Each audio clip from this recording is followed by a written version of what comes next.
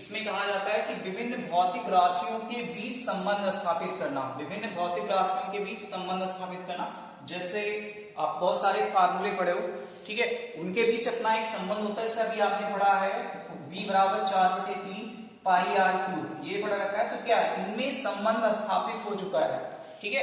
तो हम विभिन्न भौतिक राशियों के बीच संबंध स्थापित करेंगे, ठीक है। यहाँ पे संबंध स्थापित हो चुका है, या ये सारी जो है वो भौतिक राशि हैं, जिससे यहाँ से इसको संबंध स्थापित करना है। तो v अनुपाती लिखते हैं आर क्यूब के, और v फिर कांस्टेंट k आता है, आर क्यूब जहां लिखते हैं जहां k इक्वल टू कांस्टेंट है, और k बराबर 4/3 पाई, इन दोनों को संतुलित करता है, ठीक है। तो क्या होगा, v बराबर फिर आता है 4/3 पाई आर क्यूब, ठीक है। तो ये क्या होगा, ये संबंध स्थापित हुआ, विभिन्न भौतिक राशियों के बीच संबंध स्थापित किया गया, ठीक है। तो अब मानते हैं कि यदि हमें किसी भौतिक राशि में ज्ञात हो, यदि हमें किसी भौतिक राशि में यह ज्ञात हो कि वह राशि किन किन बातों पर निर्भर करती है, कि वह जो राशि है किन किन मापों पर निर्भर करती है, तब हम उसकी विमाएं लिखकर संतुलन की अवस्था या संतुलन की सहायता से संबंध स्थापित कर सकते हैं। अब मानते हैं यदि कोई भौतिक राशि आर है हमारे पास, मान लीजिए कोई हमारे पास भौतिक राशि आर है, ठीक है, अन्य भौतिक राशियों एक्स वाई जेड पर निर्भर करती है। इसका मतलब अनुपाती होता है एक्स वाई जेड, इन दोनों पे क्या कर रही है, निर्भर करती है। और इन x से हो गया, ये हो गया y, और ये हो गया z, ठीक है। ये भौतिक राशि है, इनकी जो पावर है वो a, b, c है। यदि अगर इनकी जो पावर है, ठीक है, वो a है, b है, c है, यानी x की a, y की b और z की c, ठीक है। तब हम निम्न तरीके से संबंध स्थापित कर सकते हैं, r बराबर k x की पावर a, y की पावर b और z की पावर c। ये जो संबंध स्थापित किया गया, इसका मतलब क्या है, जो r की वैल्यूएशन है x पे निर्भर करती है, y पे निर्भर करती है, z पे निर्भर करती है। यानी x जो r होगा वो अनुपाती होगा x y z के, और k जो आता है वो कांस्टेंट होता है। जैसे आप लोग हैं, आप अपने पापा पे डिपेंड करते हो, नहीं डिपेंड करते हो। जैसे आप लोग हो, आप अपने पापा पे डिपेंड करते हो। अगर पापा ने रुपए दिए तभी जाके आप रिचार्ज कराओगे, मोबाइल खरीदोगे, या तभी आपका जो खर्चा है वो निकलेगा, नहीं निकलेगा। अगर पापा कम कमा रहे हैं तो आपको रुपए भी कम मिलेंगे खर्चा करने के, पापा ज्यादा कमा रहे हैं तो रुपए ज्यादा खर्चा करने को मिलेंगे। यानी क्या है, आप जो है अनुपाती हो पापा के, ठीक है। इक्वल नहीं कह सकते, इक्वल कहेंगे कि जितना वो कमाते हैं ठीक उतना आपको दे देते हैं, या जितना वो खर्चा करते हैं उतना ही आप खर्चा करते हो, ऐसा नहीं है। अनुपाती जरूर हो कि अगर आप जितना वो ज्यादा कमाएंगे उतना ज्यादा आपको मिलेगा, समझ में आ रहा है। और व्युत्क्रमानुपाती का मतलब होता है, व्युत्क्रमानुपाती का मतलब अगर पड़ोसी ज्यादा कमा रहा है, आप कम कमा रहे हो, तो क्या है, तो वहां पे व्युत्क्रमानुपाती है। मतलब क्या, अगर यहाँ पे व्युत्क्रमानुपाती लिखना होता तो क्या है, r अनुपाती 1/r लिखते। इसका मतलब क्या है, पड़ोसी ज्यादा कमा रहा है तो आप कम कमाओगे। हाँ, पड़ोसी ने 2 मंजिल घर बनवा लिया तो आप गरीब हो गए, आपका 1 मंजिल ही रह गया, रहेगा नहीं रहेगा। अगर आपका 2 मंजिल बन गया और पड़ोसी का सिर्फ 1 मंजिल रह गया तो पड़ोसी गरीब हो गया, उस समय वो व्युत्क्रमानुपाती होता है, ठीक है। चलिए, तो ये संबंध होता है r = k, x की पावर a, y की पावर b एंड z की पावर c, ठीक है। इस तरह से विभिन्न भौतिक राशियों के बीच संबंध स्थापित किए जाते हैं। चलिए, तो आज फिजिक्स ये लेसन 5 समाप्त होता है। अब बात आती है आंकिक प्रश्न की। चलिए, आपको पहला क्वेश्चन बताते हैं आंकिक प्रश्न का। पहला नंबर क्वेश्चन नंबर फर्स्ट है न्यूमेरिकल, जिससे इसने कहा है कि एक जो कार है वो 72 किलोमीटर पर घंटा की रफ्तार से चल रही है, ठीक है। तो n1 बराबर दिया जा रहा है 72 किलोमीटर पर घंटा, ये दिया जा रहा है, ठीक है। ये कार का क्या है, ये कार का वेग है। किलोमीटर पर घंटा क्या मतलब होता है, कार का वेग है, ठीक है। उसके बाद इसने ये कहा कि उस कार के वेग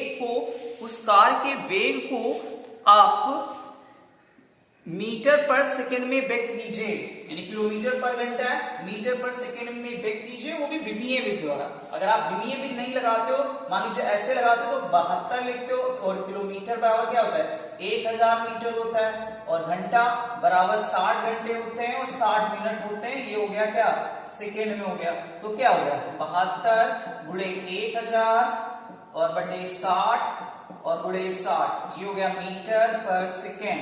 ये और फिर ये कैंसिल हो गया। 6 छाम 36, 36 दूना 72, 10 दूना 20, यानी 20 मीटर पर सेकेंड आया। लेकिन ये क्या हुआ, ये जो वैल्यूएशन आई सिर्फ आपने इसको कैलकुलेशन की तरह सॉल्व किया, मैथमेटिकल तरीके से सॉल्व किया, लेकिन आपने विमीय विधि द्वारा इसको नहीं सॉल्व किया। समझ में बात आ रही है? इसको आपने सिर्फ कैलकुलेशन के तहत या मैथमेटिकल तरीके से आपने इसको सॉल्व किया और आपने विमीय विधि द्वारा इसको सॉल्व नहीं किया। जबकि क्वेश्चन कह रहा है विमीय विधि द्वारा इसको सॉल्व कीजिए, ठीक है, फोर्सली कर रहा है तो इसको हम विमीय विधि द्वारा सॉल्व करेंगे। ठीक है, अब देखिए यहाँ पे किलोमीटर पर घंटा दिया जा रहा है और तब आपको N2 की वैल्यू निकालनी है, जो आएगा जैसे 20 मीटर यहाँ आया तो 20 मीटर वहां भी आएगा, लेकिन विमीय विधि द्वारा आना चाहिए। अब कहोगे यहाँ लिखोगे वेग की विमा, वेग की विमा, विमा क्या होती है अभी आप जानते हो, L⁻⁻1 होती है। ठीक है, अब लिखोगे इसकी तुलना, ध्यान देना सही से लगाना, इसकी तुलना सूत्र आपने पढ़ाया, सूत्र m⁴a l⁵b और t⁴c, ये विमीय सूत्र था, है ना। तो यहाँ पे m है नहीं, इसका मतलब a बराबर 0, ठीक है, a बराबर 0। यहाँ l की पावर कितनी है, 1 है, तो b बराबर क्या लिखेंगे, b बराबर लिखेंगे a, और c बराबर कितना है -1, तो c बराबर लिखेंगे -1। ठीक है, समझ में बात आई नहीं आई? अब लिखेंगे प्रथम पद्धति, जो प्रथम पद्धति है किलोमीटर पर घंटा की है, किलोमीटर पर घंटा, यानी प्रथम पद्धति में द्रव्यमान का मात्रक किलोग्राम होगा, ये लिखेंगे। चलिए लिख देते हैं, प्रथम पद्धति में द्रव्यमान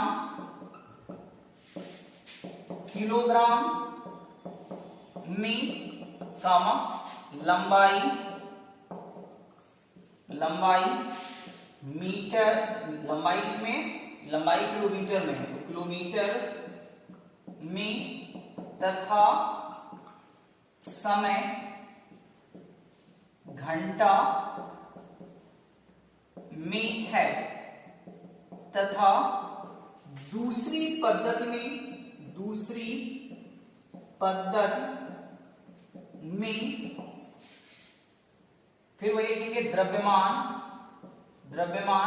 अब क्या होगा, दूसरी पद्धति में मीटर सेकेंड है तो ये भी किलोग्राम में हो गए, द्रव्यमान जो होगा वो किलोग्राम, ये द्रव्यमान किलोग्राम में, लंबाई,